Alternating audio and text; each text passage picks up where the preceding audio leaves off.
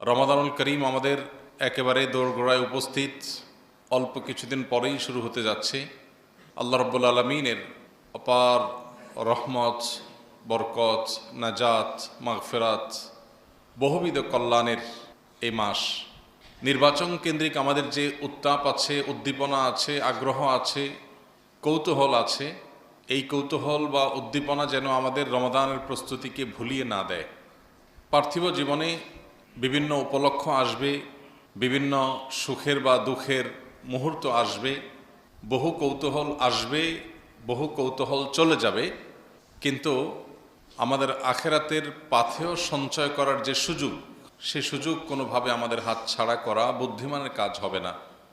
নির্বাচনের আমেজ, কৌতূহল, উদ্দীপনা আমরা এই সমাজের মানুষ, এ সমাজের অংশ হিসাবে আমাদেরকে স্পর্শ করবে, টাচ করবে, এটা অস্বাভাবিক না। কিন্তু অস্বাভাবিক হলো এই সাময়িক উদ্দীপনা, আগ্রহ, কৌতূহল, এটা যদি আমাদের স্থায়ী অনন্তকালের সুখ এবং নেয়ামত লাভের পথে বাধা সৃষ্টি হয়, আমাদেরকে যদি আত্মভোলা করে দেয়, সেটা হবে সবচেয়ে দুর্ভাগ্যজনক। তো এই জন্য নির্বাচন কেন্দ্রিক যে সমস্ত কৌতূহল, উদ্দীপনা আমাদের আছে, সেগুলোর পাশাপাশি আমাদের রমাদান কেন্দ্রিক প্রস্তুতি, রমাদান কেন্দ্রিক আমাদের যে সমস্ত পূর্ব পরিকল্পনা আছে, সেগুলো যথাযথভাবে হাতে নেওয়া দরকার। কারণ যে কোনো কাজের যথাযথ প্রস্তুতি মানে হলো সেই কাজের অর্ধপূর্ণতা। প্রস্তুতি ভালো হলে কাজটা অর্ধেক পরিপূর্ণতা এমনিতেই পেয়ে যায়। আর প্রস্তুতি যদি ভালো না হয়, তাহলে সে কাজ যতই চেষ্টা করা হোক, সেটাকে পূর্ণতার সর্বোচ্চ পর্যায়ে নেওয়া কঠিন হয়ে যায়।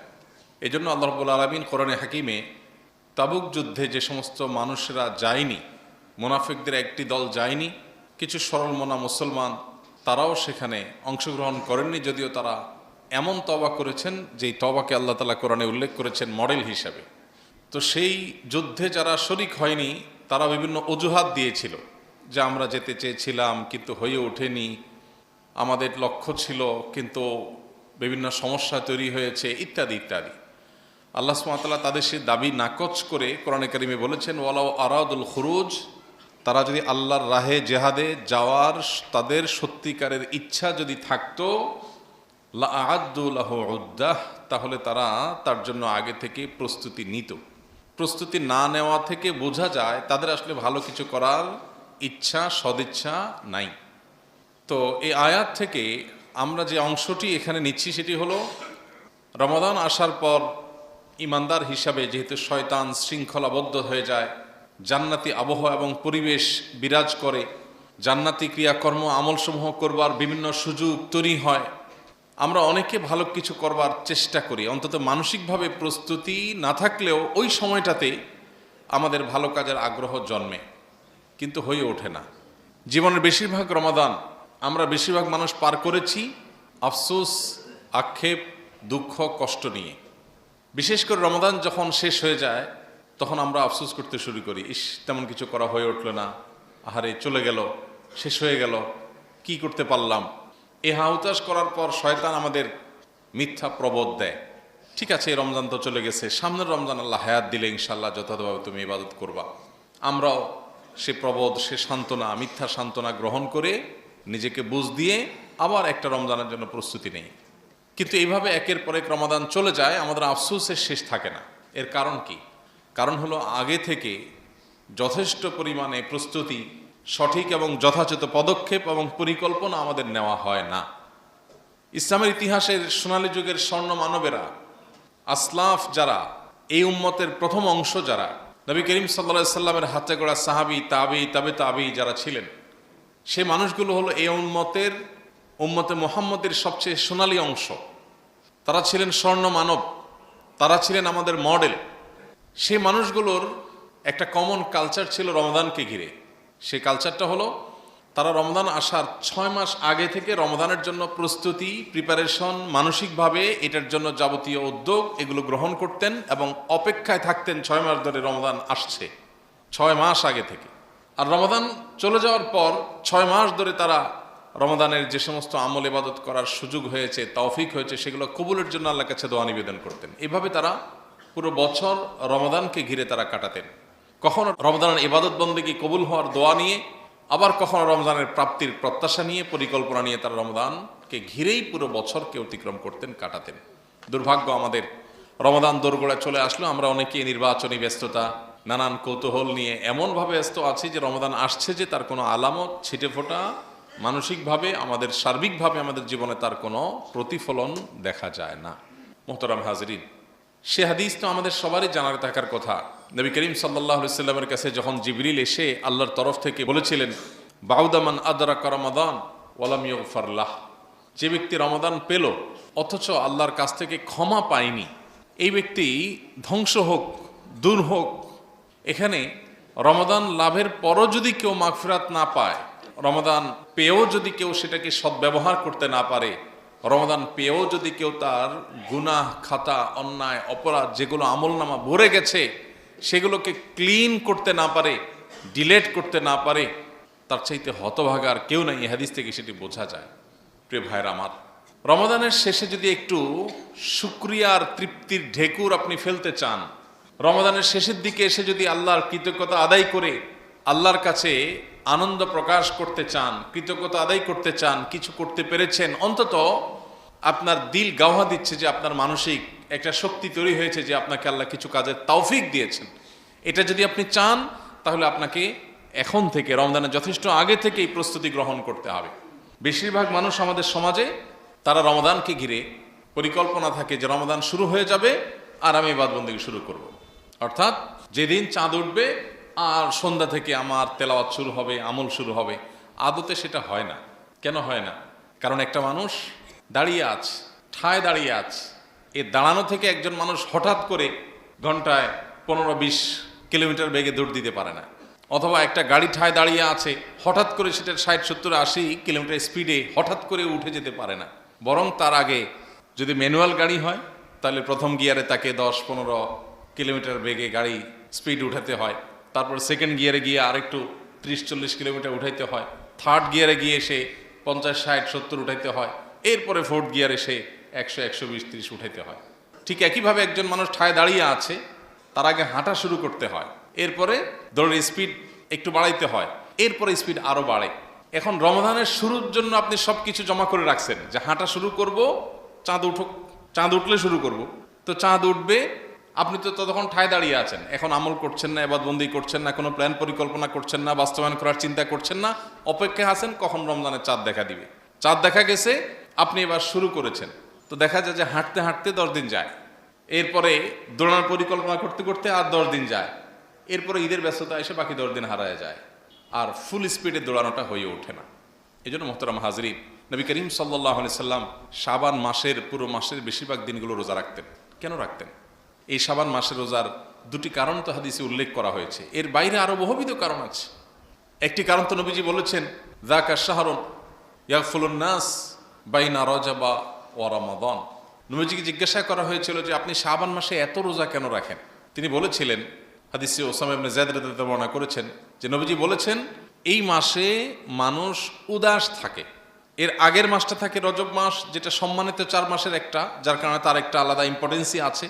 আবার এর পরের মাসটা রমজান মাস, সেটা তো বছরের সেরা মাস বলার অপেক্ষা রাখে না, যার কারণে এই 2 মাস মানুষ ইবাদত বন্দেগীর টুকটাক চেষ্টা করে। বাট মাঝে পড়ে এই শাবান মাসটাতে মানুষ ওই যে আমরা বলি মোচে তাও দেওয়ার মতো, যে রমজান তো আসছেই, এখন আর কি করার আছে, আসুক না, আসলে শুরু করব। তো এই মাসটাতে মানুষ উদাস থাকে। নবীজি বলেছেন যে উদাস থাকে মানুষ, এই জন্য এই মাসে আমি বেশি বেশি নফল রোজা রাখি, কারণ যেই সময়টাতে মানুষ যত বেশি উদাসীনভাবে কাটায়, ওই সময়টাতে ইবাদতের গুরুত্ব তত বেশি বেড়ে যায়। যেমন ধরুন, একজন হুজুর মানুষ, ওনাকে সবাই সালাম দেয়, ইমাম সাহেব মানুষ সবাই সালাম দেয়, মুরব্বী মানুষ সবাই সালাম দেয়, নেতা মানুষ সবাই সালাম দেয়, তাকে সালাম দিলে আপনি সালামের সওয়াব পাবেন। কিন্তু একজন রিক্সা চালক, একজন খেটে খাওয়া দিনমজুর, একজন সাধারণ মানুষ, তিনি অবহেলিত, তাকে কেউ সালাম দেয় না। আপনি পরিকল্পনা করে, প্ল্যান করে, যেহেতু অবহেলিত, অতএব এই লোকটাকে গিয়ে আমি সালাম দেব, আপনি যদি এই উদ্যোগটা নেন, তাহলে সালামের দেওয়ার যে সওয়াব, সেটার পাশাপাশি একটি অবহেলিত কাজকে আপনি সমাজে প্রতিষ্ঠিত করবার চেষ্টা করেছেন, তার জন্য আলাদা সওয়াব পাবেন। ঠিক একইভাবে একজনকে সবাই দেয়, আরেকজন অভাবী, কিন্তু কেউ তাকে দেয় না, সম্ভ্রান্ত গরিব, হাত পাততে পারে না, আপনি খুঁজে গিয়ে তাকে দিয়েছেন, আপনি দানের সওয়াব পাওয়ার পাশাপাশি এক্সট্রা সওয়াব পাবেন, কারণ অবহেলিত জায়গায় আপনি কাজ করেছেন। আপনি এমনিতে নফল নামাজ পড়েন, সওয়াব পাবেন, কিন্তু তাহাজ্জুদের সময় নফল নামাজের সওয়াব সবচেয়ে বেশি। কেন? এর অনেক কারণের একটা কারণ এটাও যে এই সময়টাতে সবাই ঘুমিয়ে থাকে, সবাই অবহেলিত সময় কাটায়, উদাস সময় কাটায়, এই জন্য এই সময়টাতে ইবাদতের আলাদা গুরুত্ব বেড়ে যায়। তো এই জন্য নবী সাল্লাল্লাহু আলাইহি সাল্লাম এই মাসে বেশি বেশি নফল রোজা রাখতেন। আরেকটা কারণ তিনি বলেছেন, যাকা শাহরুন তুরফাউ ফীহিল আমালু ইলা রাব্বিল আলামিন ফাউহিব্বু আন ইউরফা আমালি ওয়া আনা সাইম। নবীজি বলেছেন, এই মাস এমন মাস যে মাসে বান্দার আমলনামা আল্লাহর কাছে পেশ করা হয় কয়েকটা ধাপে, প্রাত্যহিক, সাপ্তাহিক এবং বাৎসরিক। প্রাত্যহিক আমলনামা পেশ করা হয় প্রতিদিন সকাল এবং সন্ধ্যায় 2 বার। সারা রাতের আমল, সারা রাতের কাজের হিসাব প্রত্যেকটা মানুষের সাথে নিয়োজিত আল্লাহর পক্ষ থেকে যে ফেরেশতা, তিনি আল্লাহর কাছে জমা দেন দিনের শুরুতে, রাত শেষে। আবার সারা দিনের আমলের হিসাব দেন দিন শেষে, অর্থাৎ সন্ধ্যায়, রাতের শুরুতে। প্রতিদিনের আমলনামা তো যায়, আবার একই সাথে বান্দার আমলনামা সোম, বৃহস্পতিবার সাপ্তাহিক উপস্থাপন হয়ে থাকে, আর বাৎসরিক উপস্থাপনটা হয়ে থাকে এই শাবান মাসে। এই জন্য নবীজি বলেছেন, ফাউহিব্বু আন ইউরফা আমালি ওয়া আনা সাইম, আমার আমলনামা যখন ফেরেশতারা আল্লাহর কাছে জমা দিবে, আমি চাই ওই টাইমে রোজা রাখতে। কারণ একজন শ্রমিক, একজন কর্মী, কর্মচারী, কর্মকর্তা, তিনি যেখানে কাজ করছেন, তিনি নিশ্চয়ই চাইবেন তার সিরিয়াস কাজের মোডে তার কর্তৃপক্ষ তাকে দেখুক। তার কাজের মধ্যে কখনো উদাসীনতা আসলে সেই সময় তাকে দেখুক, এটা তিনি চাইবেন না। তিনি প্রত্যাশা করবেন যে আমি প্রচুর কাজের মধ্যে ব্যস্ত আছি, অনেক বেশি কাজের মুডে আছি, এই অবস্থায় আমার ঊর্ধ্বতন কর্তৃপক্ষ, মালিক পক্ষ, তারা যদি আমাকে দেখতে পায়, তাহলে আমার কাছে ভালো লাগবে যে আমার সিরিয়াস মুডটা তারা দেখেছে। ঠিক একইভাবে নবীজি এই মাসে যেহেতু আল্লাহর কাছে বান্দার আমলনামা পেশ করা হয়, সেজন্য তিনি এই মাসে নফল রোজা বেশি রাখতেন। কারণ তিনি চাইতেন, প্রত্যাশা করতেন যে তার আমলনামা উপস্থাপনের সময় তিনি যেন রোজা রাখেন। এই দুটি কারণ তো হাদিসে এসেছে। এর বাইরে আরেকটি কারণ হলো, এটি রমাদান মাসের প্রস্তুতির অংশ। হঠাৎ করে অনেকে রোজা শুরু করলে, সারা বছর যাদের রোজা রাখার অভ্যাস নাই, দেখা যায় অসুস্থ হয়ে পড়ে, দেখা যায় পেটের পীড়া, জ্বর, ঠান্ডা ইত্যাদি লেগে যায়। কারণ তার হঠাৎ করে এরকম খাদ্যাভ্যাসে যখন চেঞ্জ হয়, তার রুটিনে যখন বড় পরিবর্তন আসে, তখন সেটা তিনি নিতে কষ্ট হয়। এই জন্য শাবান মাস থেকে যদি আমরা কিছু কিছু নফল রোজা রাখি, সোমবার, বৃহস্পতিবার, চাঁদের 13, 14, 15, এর বাইরে শাবান মাসের যে কোনো দিনই নফল রোজার জন্য আদর্শ মাস। শীতের মৌসুম হওয়ার কারণে রোজা রাখা আরো সহজ। তাহলে এটা হবে পার্ট অফ প্রিপারেশন, আমাদের রমাদানের প্রস্তুতির একটা অংশ এখন থেকে নফল রোজা রাখা, যেটা নবী সাল্লাল্লাহু আলাইহি ওয়াসাল্লাম করেছেন। ঠিক একইভাবে রমাদানে আমরা কি করতে চাই, তার জন্য আরো বহুবিধ পরিকল্পনা করার সুযোগ আছে। প্রিয় ভাইরা আমার, পরিকল্পনার একটা বড় অংশ জুড়ে থাকা উচিত তাখলিয়া, আত্মশুদ্ধির দুটি পার্ট। আমাদের নিজেদেরকে পরিবর্তন করবার, জাহান্নামমুখী যাত্রা থেকে পরিবর্তন করে জান্নাতমুখী যাত্রায় যদি আমরা যেতে চাই, জাহান্নামী ট্র্যাক থেকে সরে গিয়ে যদি জান্নাতি ট্র্যাকে যেতে চাই, তাহলে দুটি উদ্যোগ বা 2 ধরনের উদ্যোগ আমাদের নিতে হয়। একটা হলো তাখলিয়া, অর্থাৎ আমাদের মধ্যে যে সমস্ত মন্দ দিক আছে এগুলো থেকে নিজেকে খালি করা, শূন্য করা। আরেকটা হলো তাহলিয়া, ভালো দিক দিয়ে নিজেকে পরিপূর্ণ করা। এই 2 ধরনের প্রচেষ্টার মধ্য দিয়ে একজন মানুষ পরিশুদ্ধ হয়ে ওঠে, জান্নাতের উপযোগী হয়ে ওঠে, ভালো মানুষ হয়ে ওঠে, মুত্তাকি হয়ে ওঠে, ইমানদার হয়ে ওঠে। তাহলে দুইটাই আমাদেরকে প্যারালালি করে যেতে হয়, একদিকে তাখলিয়া আর একদিকে তাহলিয়া। তাখলিয়া মানে হলো খালি করা, আর তাহলিয়া মানে হলো সজ্জিত করা, পরিপূর্ণ করা।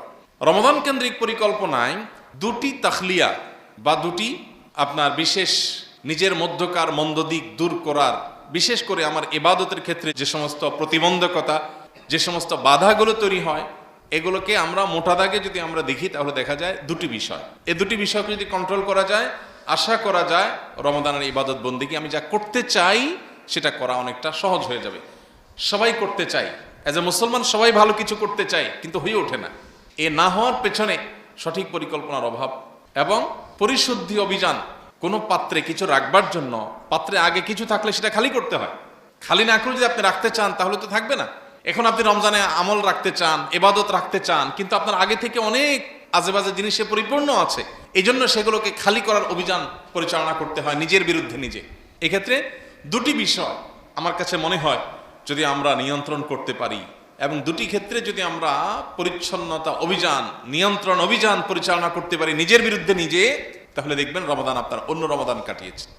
আপনার জীবনে বহু রমাদান তো অতিক্রম করেছেন, এই রমাদান সম্পূর্ণ ভিন্ন রমাদান হতে পারে যদি দুটি জিনিস থেকে নিজেকে মুক্ত করতে পারে। নাম্বার 1, আমাদের এখনকার শুধু ইবাদত বন্দেগী আর নেকামল বা আখিরাত কেন্দ্রিক কর্মকাণ্ডই না, আমাদের পার্থিব যে প্রোডাক্টিভিটি আছে, আমাদের জাগতিক যে জীবনের বারাকা আছে, এটা নষ্ট হওয়ার অন্যতম বড় কারণ স্মার্টফোনের আসক্তি, নেট এবং মোবাইল ফোনে ব্যস্ততা। এটা নিয়ে দ্বিমত করবার মতো সুযোগ কারণ নাই। যিনি রুগী তিনি স্বীকার করেন, যিনি রুগী না তিনিও স্বীকার করেন, কিন্তু হয়ে ওঠে না। জিজ্ঞেস করলে বলে ভাই চেষ্টা করি, পারতেছি না। পারতেছেন না মানে আপনাকে বেঁধে রাখছে কে? শয়তান অদৃশ্য রশি দিয়ে বেঁধে রেখেছে। এর জন্য প্রয়োজন হলো সৎ সাহস, এর জন্য প্রয়োজন হলো নিজের বিরুদ্ধে নিজে একটা কঠিন সিদ্ধান্ত গ্রহণ করার মতো ইচ্ছা শক্তি। সেই জিনিসটা যদি আমরা আনতে পারি ইনশাআল্লাহ বিদিনিল্লাহ এই কাজটা সহজ হবে। স্মার্টফোনের বিশেষ করে নেট কানেকশনের সোশ্যাল মিডিয়ার যে আসক্তি, এই আসক্তিটা আমাদের সমস্ত ফোকাস মনোযোগ নষ্ট হওয়ার সবচেয়ে বড় কারণ আজকের যুগে। আপনি যদি পরীক্ষার জন্য হলেও এই একটা রমাদানকে আপনি স্মার্টফোন মুক্ত রমাদান কাটাতে পারেন বা নেট মুক্ত রমাদান কাটাতে পারেন, তাহলে সেক্ষেত্রে আপনার জীবনের যে কোনো রমজানের চাইতে এই রমাদানকে আপনি ভিন্নতর রমাদান হিসাবে পাবেন, সন্দেহ নাই। আপনি পরীক্ষামূলক অন্তত 5টা দিন 10টা দিনের জন্য আপনি করে দেখতে পারেন। আমি আল্লাহর এরকম বহু বন্দাকে, অনেক নেককার মানুষকে চিনি, জানি, যারা রমজান উপলক্ষে অন্তত নেট কানেকশন থেকে ডিসকানেক্টেড হয়ে যায়। পরিচিত লোকদেরকে জানায় দেয় যে এই মাসে আমি নেট কানেকশনে থাকবো না, খুব বেশি জরুরি হলে সিমে কল করলে পাওয়া যাবে, ব্যাস। হ্যাঁ, এটা সবার জন্য হয়তো খাটবে না। অনেকে হয়তো তার কাজ কামের ধরনটাই এমন যে তার নেটের সাথে কানেক্টেড থাকতে হবে, তাহলে সেক্ষেত্রে আমরা টাইম লিমিট করে ফেলি যে আমি এতটা থেকে এতটা পর্যন্ত এখানে এঙ্গেজ থাকবো, বাকি সময় আমি ডিসকানেক্টেড থাকবো। এটা সিদ্ধান্তের ব্যাপার, এটা ইচ্ছা শক্তি দরকার, এর জন্য হিম্মত দরকার, সৎসাহস দরকার। এই একটা কাজ যদি করা যায়, শুধু একা নিজে না, পুরো বাসার এনভায়রনমেন্ট পরিবেশটা যদি এমন করা যায় যে এখানে নেটের আসক্তির কোনো জায়গা থাকবে না, তাহলে আপনি দেখবেন আপনার রমাদানের সবচেয়ে অর্থবহ, সবচেয়ে যথাযোগ্য প্রস্তুতিটা আপনি গ্রহণ করলেন। এখন থেকে তার জন্য প্ল্যান শুরু করতে হবে যে আমি কিভাবে কাটাবো, কি কি অসুবিধা হতে পারে, সেগুলোর জন্য বিকল্প পথ কি হতে পারে। ইবাদতের ক্ষেত্রে আমরা বেশিরভাগ মানুষ শুধু ইবাদতের প্ল্যান করি। ঠিক আছে, আমি কোরআন তেলাওয়াত করব, তার জন্য টাইম ফিক্স করি, ইবাদত বন্দি করব, তার জন্য টাইম ফিক্স করি, আমি দান দক্ষিণা করব, তার জন্য প্ল্যান পরিকল্পনা করি, সবই ঠিক আছে। কিন্তু আমার ইবাদত বন্দি এবং সমস্ত ভালো কাজের ফোকাস এবং মনোযোগ নষ্ট হওয়ার সবচেয়ে বড় যে কারণ, সেটাই দূর করি না। এই জন্য কোনো পানির কূপে যদি কোনো ইঁদুর পড়ে মারা যায়, কোনো প্রাণী পড়ে মারা যায়, তাহলে ফিকার কিতাবগুলোতে মাসআলা আছে এত বালতি পানি ফেলে দিলে পাক হয়ে যাবে। কিন্তু আগে তো মরা ইঁদুরটা ফেলতে হবে, তারপরে না পানি তুললে সেটা পাক হবে। মরা ইঁদুরটা ভেতরে রেখে যদি আপনি পানি ফেলতেই থাকেন সারাদিন, তারপরে তো কখনো পাক হবে না। ঠিক একইভাবে আপনি ইবাদতের যত প্ল্যান পরিকল্পনা রমাদানকে ঘিরে করান না কেন, আপনার ইবাদতের মনোযোগ নষ্টকারী বিষয়টাকে তো গলা চিপে ধরতে হবে, ওইটাকে তো আগে সরাতে হবে। তারপরে আপনি অল্প আমল করলে দেখবেন সে আমল আপনি অনুভব করছেন ভেতর থেকে, সে আমল আপনাকে স্পর্শ করবে, সে আমল আপনাকে পরিতৃপ্তি দিবে, সে আমল আপনার মধ্যে আনন্দ দিবে, সে আমল আপনার মধ্যে প্রেরণা দিবে, সে আমল রমাদান পরবর্তী জীবনে আপনাকে উদ্বুদ্ধ করবে, আপনাকে তাকওয়ার উপরে টিকিয়ে রাখবে। রমাদান আসছেই তাকওয়ার জন্য, সে তাকওয়ার সবচেয়ে বড় বাধা হলো এই অবাধ আপনার সোশ্যাল মিডিয়ার যে আসক্তি, সেখানে যে বিচরণ, সেই জিনিসটা।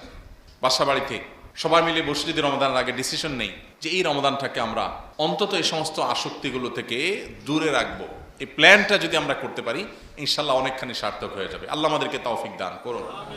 এটার জন্য শুধু সদিচ্ছা দরকার, আসলে সবার দ্বারা সম্ভব। যার কাজই নেটে তার দ্বারা সম্ভব। কাজের সময় আমি থাকবো, পার্সোনাল সময় রাতের বেলা মাগরিব থেকে একেবারে ফজর পর্যন্ত আমার এখানে কোনো অংশগ্রহণ থাকবে না, কোনো ইনভলভেশন থাকবে না, আমি এখানে কোনোভাবে সময় দেব না। এবং প্রয়োজনে সিস্টেমটাকেই বন্ধ করে দেওয়া, যে আমি কোনো ডেটা মোবাইলে নেব না। আমার বাসায় নেট কানেকশন 1 মাসের জন্য অফ থাকবে, রাউটার বন্ধ থাকবে।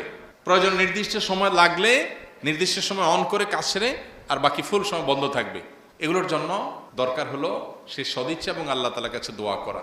আল্লাহ বলেছেন ইন্নামা ইয়াতাকাব্বালুল্লাহু মিনাল মুত্তাকিন, সবার তৌফিক হয় না, যারা মুত্তাকি তাদেরটাই আল্লাহ তাআলা কবুল করেন। এজন্য আল্লাহর কাছে চোখের পানি ফেলে দোয়া করো, আল্লাহ এক একটা রমাদান আসে চলে যায়, জীবন থেকে এক একটা রমাদানের সম্ভাবনা শেষ হয়ে যায়।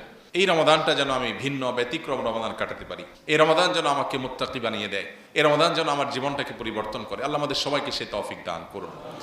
দ্বিতীয় যে বিষয়টির কথা বলছিলাম সেটি হলো আমাদের খাদ্যাভ্যাস। এটা আমাদের রমাদানের ইবাদতের পথে সবচেয়ে বড় বাধাগুলোর একটা। বিশেষ করে আমাদের দেশে যে ভাজা পোড়া থেকে নিয়ে যত অস্বাস্থ্যকর খাবারের কালচার রমাদানকে ঘিরে আমাদের দেশে আছে, এইটা যদি বন্ধ করা না যায় তাহলে ইবাদত করে আপনি আসলে শান্তি পাবেন না। ইবাদতের সাথে আমাদের শারীরিক সুস্থতার অনেক সম্পর্ক আছে। নবী করিম সাল্লাল্লাহু আলাইহি ওয়াসাল্লাম বলেছেন আল মুমিনুল কবিয়্যু আহাব্বু ইলাল্লাহি মিনাল মুমিনিদ দাঈফ, দুর্বল ইমানদারের চাইতে আল্লাহর কাছে সবল ইমানদার বেশি প্রিয়। সবল ইমানদার আল্লাহর কাছে বেশি প্রিয়। খেয়ে গ্যাস হচ্ছে, অ্যাসিডিটি হচ্ছে, আপনার বাথরুমে দৌড়াচ্ছেন, আপনি তারাবিতে দাঁড়িয়েছেন কিন্তু আপনার বাথরুমের বেগ হচ্ছে, একের পর এক আপনার ওযু ভাঙছে, আপনার শরীরটা খারাপ করছে, এই অস্বাস্থ্যকর পরিবেশে তো আপনি ইবাদত করতে পারবেন না। যে রমাদান মাসটাই আসছে আমাদের পানাহার কন্ট্রোল করে সংযম শেখাতে। আমরা মুখে বলি সংযমের মাস, রমাদান হলো শাহরুস সবর, সংযমের মাস, কিন্তু আমাদের আচার আচরণ দেখে সংযমের কিচ্ছু বোঝা যায় না। গত কয়েকদিন থেকে পত্রপত্রিকা দেখছিলাম যে বিভিন্ন সরকারের সংশ্লিষ্ট কর্তৃপক্ষ ভোজ্যপণ্য আমদানি করা, এটার মজুদ ঠিক রাখা, এগুলোর দেখভাল করার দায়িত্ব যাদের, তারা বারবার করে বলতেছে যা দরকার তার চাইতে অনেক বেশি কিন্তু মজুদ আছে। তার মানে খাবারের মাস আসছে, বাঙালি খাবারের পেছনে পাগল হয়ে ছুটবে, ঝাঁপিয়ে পড়বে। এই জন্য সংশ্লিষ্ট মিনিস্ট্রি এবং লোকজন তারা প্রচুর খাবার আমদানি করে রেডি করে রেখে দিয়েছে এবং বারবার বলছে হুলস্থুলের দরকার নাই, সিরিয়াল ধরে লাইন ধরে আস্তে আস্তে আসেন, সব আছে, পর্যাপ্ত আছে। রমাদান মাসে তো আমাদের যে পরিমাণ ভোজ্যপণ্য দরকার হয় তার অর্ধেক লাগার কথা বা কম লাগার কথা অন্তত। কারণ যেখানে সারা বছর দিনের বেলা সকাল থেকে সন্ধ্যা পর্যন্ত 3বার 4বার খাই, সেখানে রমজান মাসে দিনের বেলা খানাই নেই, রাতে তো জেগেই থাকি অল্প কয়েক ঘন্টা, তাহলে তো খাবার তো কমে যাওয়ার কথা। কিন্তু না, তেলের দাম বেড়ে যায়, চিনির দাম বেড়ে যায়, ছোলার দাম বেড়ে যায়, সবজির দাম বেড়ে যায়, মাছ গোশের দাম বেড়ে যায়, কারণ এমন খানা খায়। আর এই খাওয়ার জন্য একটা জাল হাদিস বানায় নিছে, রমজানের খানার কোনো হিসাব নাই, চুরি চুরি সিনা চুরি, খাবে কবজি ডুবায়া লাগামহীন, ওইটা খাওয়ার জন্য আবার একটা জাল হাদিস বানায় নিস যে রমজানের খানার কোনো হিসাব নেই। কি বলছে রমজানের খানার হিসাব নেই? রমজানে উল্টা পাল্টা এই যে অতিরিক্ত খাইতেছেন, কবজি ডুবাইয়া নষ্ট করতেছেন, অপচয় করতেছেন, এটার জন্য হিসাব আরো বেশি হবে। অন্য মাসের রমজান মাস তো সমান না। রমজান মাসে এত মর্যাদার মাস, আল্লাহ যদি জিজ্ঞাসা করেন বান্দা রমজানে দিনে বেলা রোজা ফরজ করে দিছি যাতে তোমার খাওয়া বন্ধ হয়ে যায়, তাতে তোমার বাসায় প্রতি মাসে যা দরকার হয় এই মাসে তার চেয়ে কম দরকার হওয়ার কথা, বাট খরচ আরো বেশি হলো কেন? তখন কি জবাব দিয়ে করবো? ইফতার মানে নাস্তা, ইফতার ফুতুর শব্দের অর্থই কি? নাস্তা। সারা বছর আপনি নাস্তা কয় আইটেম দিয়ে করেন? সচরাচর আমাদের বাসা বাড়িতে কয় আইটেম হয়? রুটি, ভাজি, একটা ডিম পোস, খিচুড়ি, এই তো এই জাতীয় আইটেম। তো সব মিলিয়ে 2, 3, 4 পদ। ইফতারে কত পদ খান? যে সারা বছর 3 পদ খায়, ইফতারিতে খেয়ে অন্তত 10 পদ খায়। শরবতই 2টা 3টা লাগে। মহিলারা আসর পথে বানাতে বানাতে কাহিল, আর আমরা খাইতে খাইতে কাহিল। আসর থেকে নিয়ে খাইলাম আর মাগরিবের পর থেকে ছাড়লাম। ইবাদতের যে পিক টাইম, ফুল পিক টাইম, শয়তান আমাদের মহিলাদের ব্যস্ত করে দিছে, খানা বানাও আর খায়া এক ইনিংস শেষ করে ইনিংস ঘোষণা দিয়ে মাগরিবের নামাজে আসে। ইফতারের একটা ইনিংস শেষ করে ইনিংস ডিক্লেয়ার করে কোথায় আসে? পুরুষের নামাজে আসে। নামাজ পড়ে যায়া সেকেন্ড ইনিংস স্টার্ট করে। খাইতে খাইতে কাহিল, আর মহিলারা এক সময় রান্না করতে করতে কাহিল, আর পুরুষরা খায়া সব তুষ করে ধুই চলে আসছে। এরপরে ওইগুলো আবার গোছাতে গোছাতে কাহিল, রাতের অর্ধেক পা, এর মধ্যে শোয়ার সময় রমজান শেষ। ভাইরা আমার, ইফতার আমাদের সংস্কৃতির অংশ। ইফতারের আনন্দ, এর কথা হাদিসেও আছে। ইফতারের মধ্যে 2-4টা আইটেম বেশি থাকা দর্শনীয় আমি বলছি না, কিন্তু আমি বলছি সব কিছুর একটা সীমা রেখা আছে। কি আইটেম? ওই যে বাজার থেকে কিনে খায়, বড় বাপের পোলায় খায়। বাপের পোলা সারা বছর কি মরছিল? রমজানি এর খানা ছুটছে সব। এই বড় বাপের পোলা খায় নামে যে ইফতারের যে কোরআন ডাকার আইটেম সারা বছর কোথায় ছিল? এই জন্য একজন ইমানদার তার ইবাদতের পরিকল্পনার জন্য ইবাদতের বাধাগুলো দূর করবে। বাধাগুলোর মধ্যে একটা হলো এই লাগামহীন এবং নিয়ন্ত্রণহীন এবং অস্বাস্থ্যকর যে খাবারের হিড়িক, এটাকে আমাদের কন্ট্রোল করতে হবে। এটা যদি কন্ট্রোল করেন, আপনি দেখবেন আপনার রমজানটা অন্যভাবে কাটাতে পেরেছেন। আপনি ইফতারিতে প্ল্যান করেন যে আমি অস্বাস্থ্যকর খাবার রাখবো না, শুধু ইফতারি না, সারাদিন রাতের মধ্যে।